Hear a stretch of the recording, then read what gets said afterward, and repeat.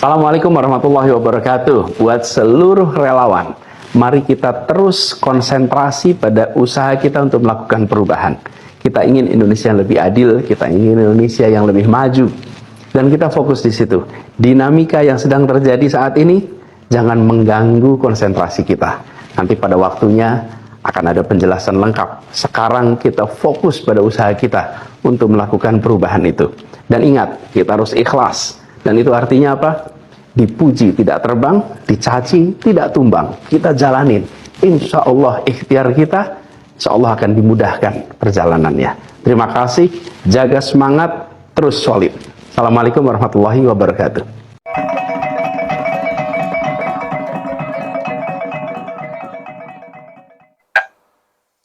Assalamualaikum warahmatullahi wabarakatuh. Salam, Om Swastiastu. Namo Buddhaya, salam kebajikan dan salam sejahtera untuk kita semua. Saudaraku sebangsa dan setanah air, para penonton kanal YouTubeku yang sangat saya hormati dan sangat saya cintai. Cuplikan video tadi menunjukkan bahwa seorang Anies Rashid Baswedan, dia benar-benar tidak merasa bersalah. Ketika dia mencampakkan Demokrat, ketika dia mencampakkan AHY, dia merasa fine-fine saja.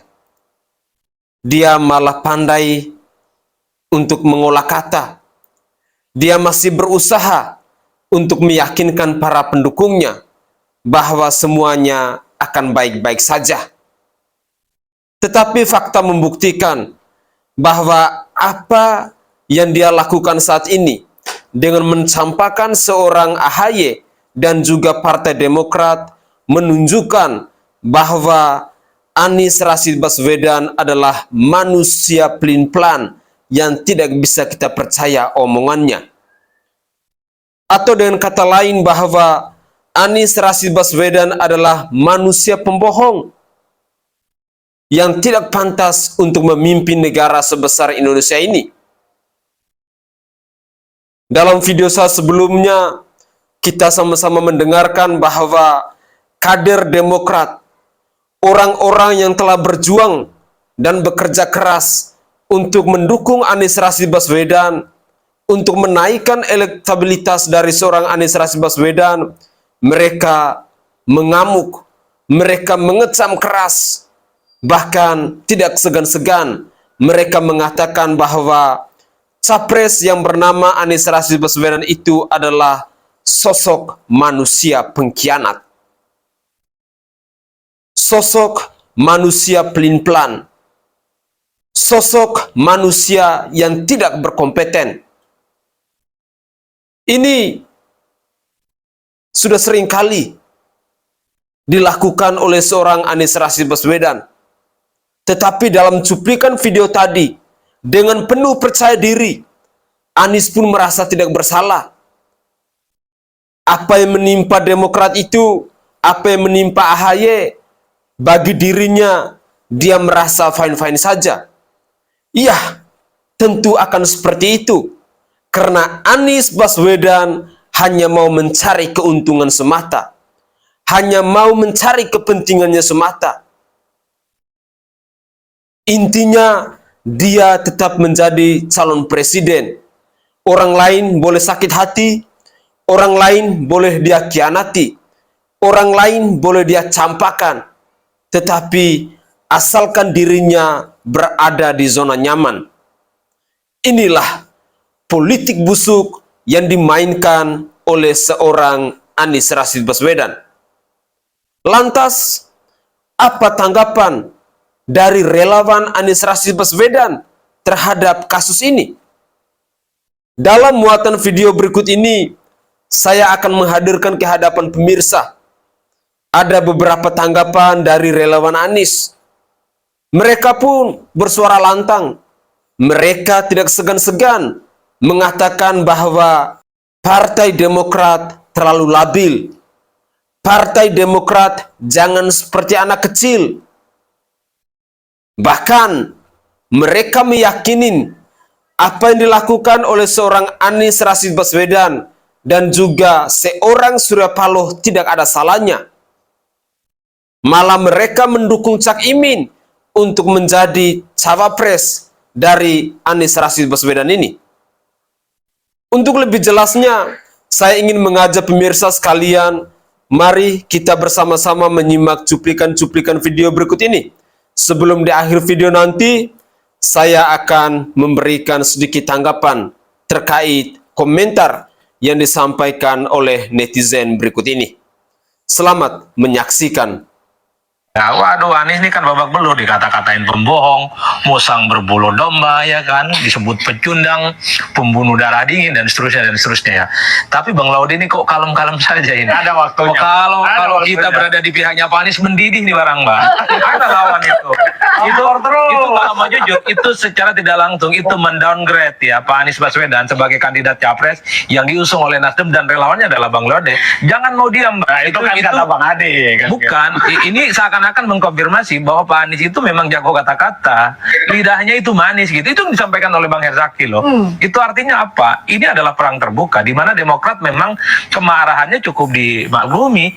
Ini orang lagi sayang-sayangnya gitu, lagi cinta-cintanya, ditinggal nikah sama orang yang baru kenal sehari dua hari, Pak. Untung ini nggak bunuh diri Demokrat. Agak sedikit curhat gitu ya, hanya lebay. Iya. Selamat pagi, kembali lagi bersama dengan saya Fritz Alur Boy. Kali ini saya mau komentari terkait dengan komentar teman-teman Demokrat, di mana terkait dengan Wapres, mereka mengklaim dan mengatakan di media sosial bahwa ada pengkhianatan di internal Anies maupun Nasdem. Saya pikir komentar ini adalah komentar yang tidak sehat, komentar yang tidak benar. Mengapa?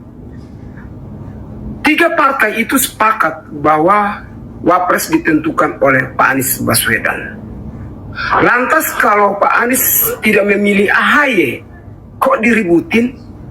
Loh kan, biarkan Pak Anies yang menentukan siapa Wapresnya. Kenapa Demokrat ngotot harus AHY yang jadi Wapres? Sementara menurut saya secara pribadi, ketika Pilgub DKI saja AHY kalah kok. Terus kenapa kita ngotot? Kalau Nasdem ataukah PKS memaksakan Anies dan AHY, menurut saya kita dalam keadaan kekalahan besar, tidak menang. Jadi keputusan untuk mengambil Caimin atau Kofifa atau Yeni Wahid adalah hal yang tepat. Saya lebih setuju kalau Wapresnya dari kaum NU. Kita ketahui NU Jawa Timur, Jawa Tengah dan lain sebagainya kuasai banget. Jadi saya setuju kalau Anies duet dengan Caimin. Tetapi menurut saya, apapun minumannya, teh alor adalah minuman kesukaanku. Siapapun wapresnya, Anies Baswedan adalah pilihan hatiku. Dari kemarin saya bilang bahwa saya mendukung Pak Anies itu tidak ada kepentingan, tidak ada embel-embel. Saya mendukung secara tulus, penuh dengan cinta, penuh dengan pengorbanan. Karena itu, siapapun wapresnya, Anies tetap jagoanku. Salam dari Ketum Beta Manis. Salam dari pendiri Relawan Api, Fritz Alur Boy. Tetap mendukung Anies.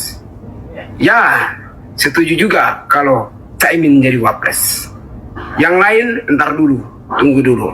Seperti Mas AHY, nanti ajalah, masih muda. Tunggulah di tahun-tahun selanjutnya. Berikan kesempatan yang senior-senior. Sekian dan terima kasih. Dua tipikal manusia yang paling ngeyel dan paling susah dikasih tahu. Bahkan Fir'aun pun tepok jidat lihat kelakuan dua tipikal manusia ini. Yang pertama pemain judi slot. Yang kedua adalah orang yang fanatik terhadap politik. Pemain judi slot udah tahu itu sistem slotnya ada sistem algoritma, diatur menang dan kalah, dan bandar gak mungkin mau rugi. Pasti dia akan atur tuh algoritmanya lebih banyak kalahnya daripada menangnya. Tapi si pemain judi slot masih aja denial, berharap dia akan selalu menang dan tidak pernah mau lepas dari judinya. Yang kedua, orang yang fanatik terhadap politik udah tahu jelas-jelas jagoannya itu kutu loncat. Loncat sana, loncat sini, ya kan? Mereka itu tidak pernah memperjuangkan idealisme. Yang mereka perjuangkan itu hanyalah bisnis, kepentingan, untung dan rugi. Kalau jagoan kalian menang menjadi presiden, hidup kalian ya begitu-begitu aja. Kan konyol, kalian sampai menghujat sana, menghujat sini demi belain jagoan kalian, nyebar hoax sana, nyebar hoax sini demi jagoan sekalian. Padahal jagoan kalian kenal aja kalian sama kalian kagak. Siapapun wapresnya, Anies Baswedan adalah pilihan hatiku. Aduh, Frit, siapapun wapresnya Anies tetap pilihanku, begitu kok. Belum pimpin Indonesia saja, koalisi sudah bubar. Untuk menyatukan visi dan misi di dalam koalisi, tidak bisa. Apalagi mau pimpin Indonesia dengan visi dan misi yang sama dalam konteks koalisimu itu. Aduh, Frit, bertobatlah sebelum pemilihan 2024 dilaksanakan. Beta manis, jadi beta apa? Frit. Aduh, parah. Bubar.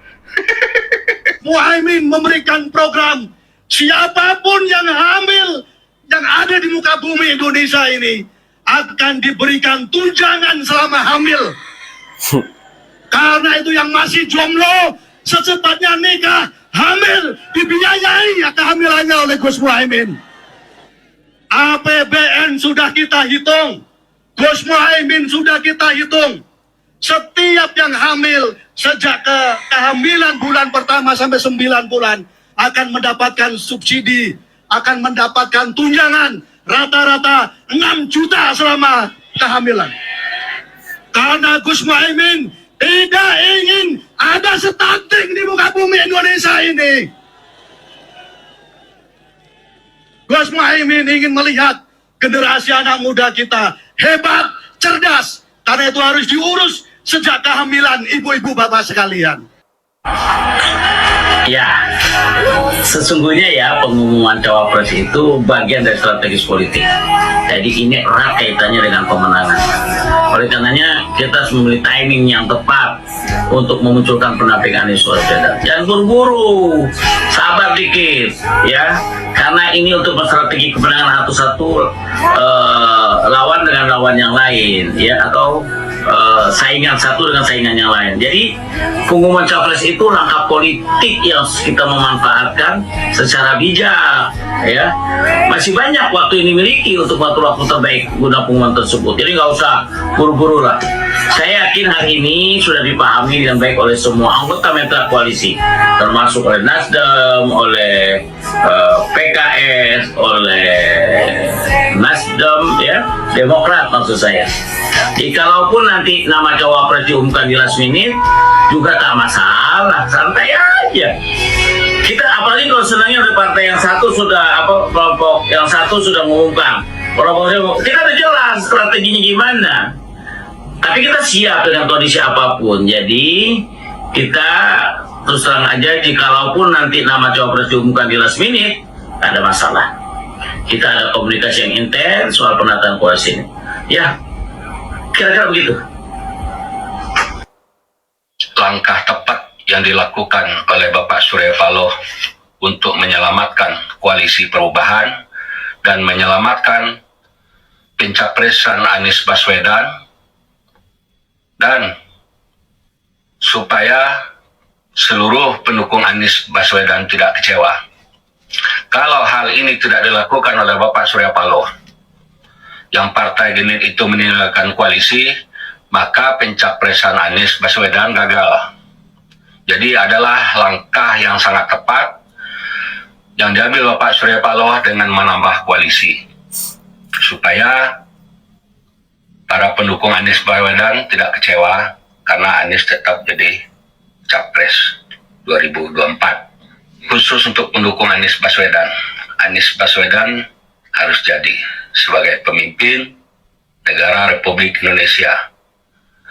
Bila terjadi pemilu curang oleh mafia pemilu, maka Anies Baswedan tetap dicalonkan sebagai pemimpin hasil revolusi.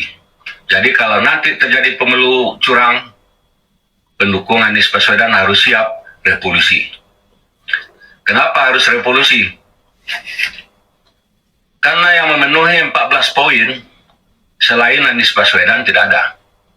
Anies Baswedan itu jujur, pintar, cerdas, tegas, berprinsip, berwibawa, gagah, berani, merdeka, idealis, bertanggung jawab, bermoral, bernurani, beragama, dan bertuhan kepada Tuhan Yang Maha Esa. Itulah negarawan sejati. Selain Anies Baswedan, tidak ada. Begitu percaya diri apa yang disampaikan oleh relawan Anies Baswedan ini. Dia mengatakan bahwa hanya Anies Baswedan satu-satunya.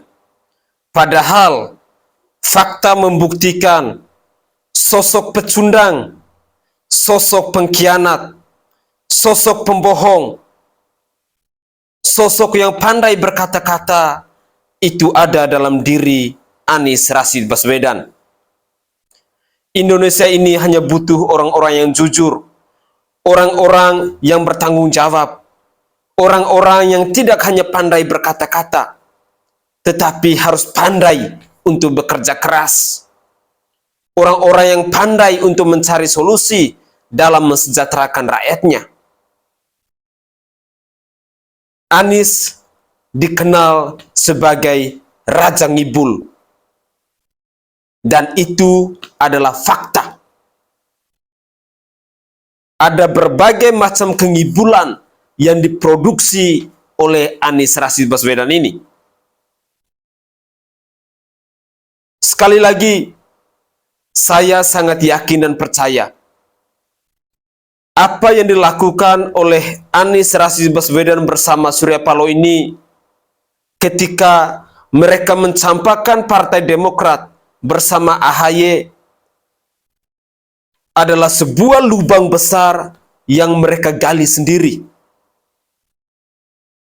di mana mereka pun harus terjun ke dalam lubang itu.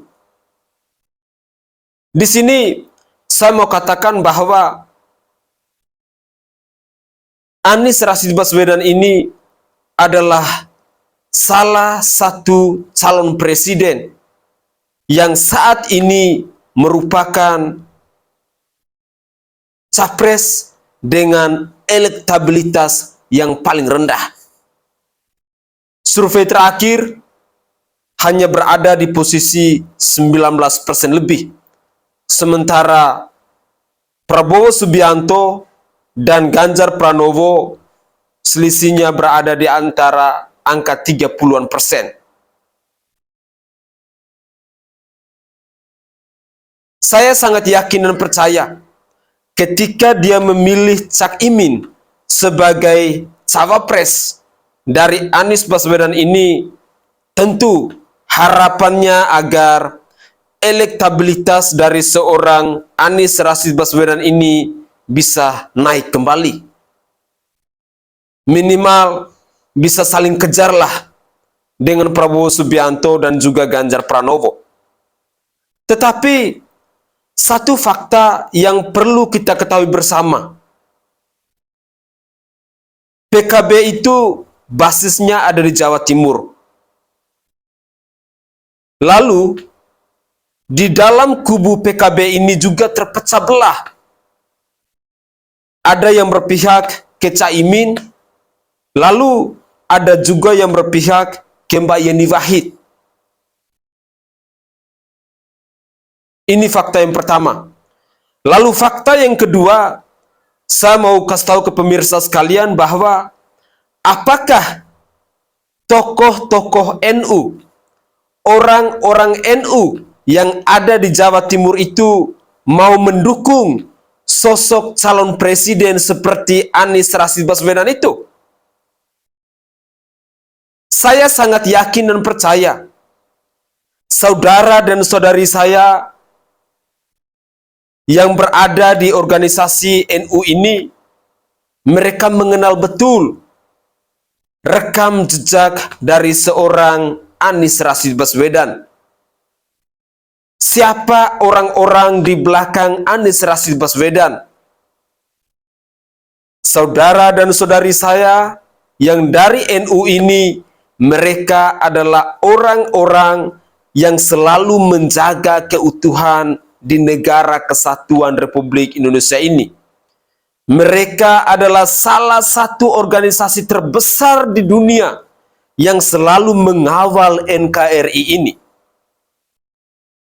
Lantas, apakah mereka akan mendukung calon presiden yang bernama Anies Rashid Baswedan ini, yang didukung oleh ormas-ormas radikal seperti ex-FPI, ex-HTI yang sudah dibubarkan oleh pemerintah itu?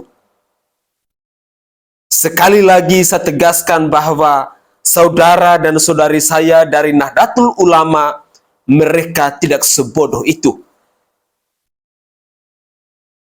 Mereka adalah orang-orang hebat. Mereka adalah orang-orang yang benar-benar berjuang untuk menjaga marwah bangsa dan negara ini. Itulah orang-orang Nahdlatul Ulama yang saya kenal, yang saya pelajari. Rekam jejak orang-orang Nahdlatul Ulama itu memang sangat luar biasa. Jadi tidak semudah mereka akan mendukung Anies Rashid Baswedan.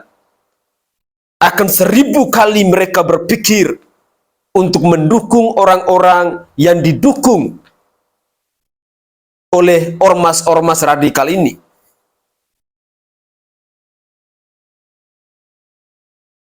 Semoga saja para pemirsa sekalian, saudara dan saudariku sebangsa dan setanah air, kita bisa berpikir dengan menggunakan hati nurani kita, dengan akal sehat kita. Berpikirlah secara waras.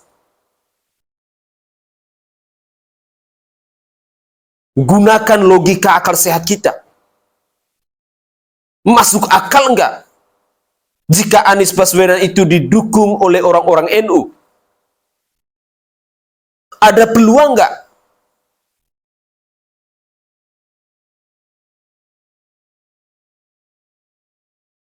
dalam ulang tahun 1 abad kemarin dari NU ini, kita mendengar bagaimana pidato yang disampaikan oleh Ketua PBNU ini.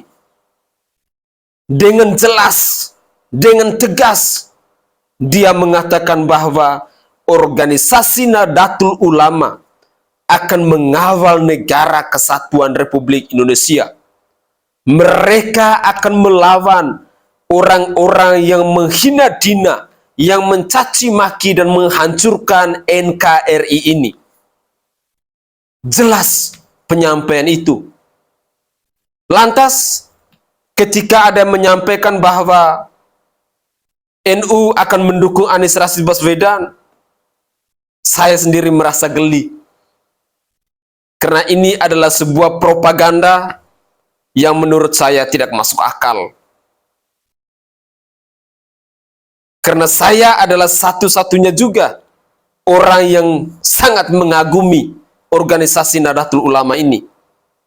Kaum Nahdlin,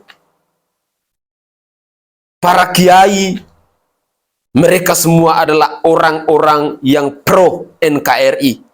Orang-orang yang menjaga, orang-orang yang merawat NKRI ini. Jadi tidak segampang itu Nahdlatul Ulama akan mendukung Anies Rashid Baswedan. Karena rekam jejak masa lalu dari seorang Anies Rashid Baswedan membuat kita, rakyat Indonesia, bisa mempelajarinya secara seksama. Pilkada 2017, ada politik identitas yang begitu terpampang jelas. Sampai jenazah pun dipersoalkan.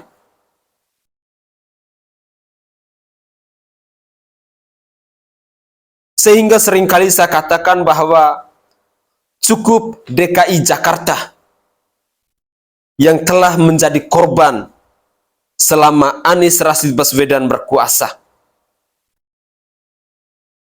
Cukup seorang Prabowo Subianto yang sudah dicampakkan oleh seorang Anies Rashid Baswedan. Dan kali ini suku Partai Demokrat bersama Agus Harimurtidiono yang dicampakkan oleh Anies Rashid Baswedan ini. Saudaraku sebangsa dan setanah air, dalam muatan video yang terakhir tadi kita mendengar bahwa mereka mengatakan niat baik dari seorang Surya Paloh. Mereka memuji apa yang dilakukan oleh Surya Paloh, yaitu dengan menambah partai ke dalam koalisi perubahan ini. Tetapi fakta membuktikan bahwa tadi malam tanggal 1 September 2023 secara jelas dan juga dalam muatan video saya sebelumnya sudah saya sampaikan bahwa Partai Demokrat sudah mengundurkan diri dan mereka sudah menarik diri dukungan kepada Anies Baswedan. Artinya bahwa yang dilakukan oleh Surya Paloh ini gali lubang tutup lubang. Datangkan PKB, Demokrat keluar dari koalisi perubahan. Demokrat bubar dari koalisi perubahan.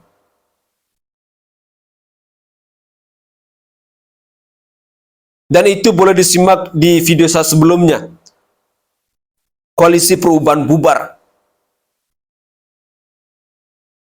Di sana saya sudah menjelaskan. Bahkan ada cuplikan video yang disampaikan oleh Majelis Tinggi Partai dari Demokrat ini. Ada 2 poin penting yang disampaikan oleh Majelis Tinggi Partai dari Partai Demokrat. Yang pertama, mereka menarik dukungan terhadap Anies Rashid Baswedan ini. Lalu yang kedua, mereka menilai bahwa Anies Rashid Baswedan adalah manusia yang tidak berkomitmen dalam berkoalisi. Jadi jelas ya.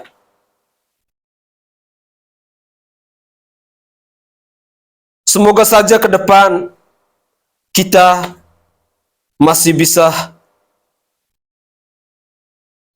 bertatap muka, kita masih bisa beradu argumen dalam membongkar semua kebusukan-kebusukan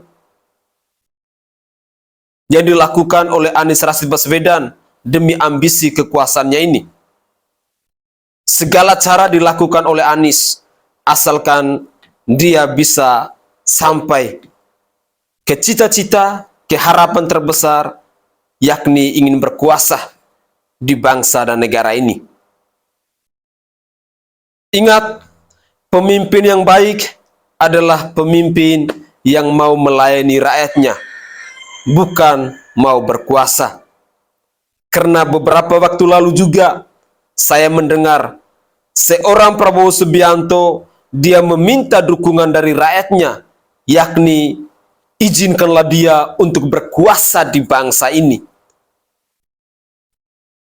Artinya bahwa Prabowo Subianto juga punya ambisi besar, sama dengan Anies Rashid Baswedan. Mereka melakukan segala cara agar bisa berkuasa. Mereka ingin menjadi penguasa, bukan menjadi hamba rakyat, bukan menjadi pelayan rakyat. Karena pada dasarnya, seorang pemimpin yang baik itu, dia harus menjadi hamba dan pelayan rakyat. Begitulah kira-kira tanggapan singkat saya. Dan juga dari lubuk hati yang paling dalam, saya menyampaikan permohonan maaf yang sebesar-besarnya jika ada tutur kata atau buah bahasa saya yang tidak berkenan di hati sanak saudara semuanya. Salam hormat, salam NKRI, dan saya mohon dukungannya agar tetap pantau terus channel Sainai TV dan juga sharekanlah video saya sebanyak-banyaknya di media sosial kalian semua. Tuhan Yesus memberkati kita semua.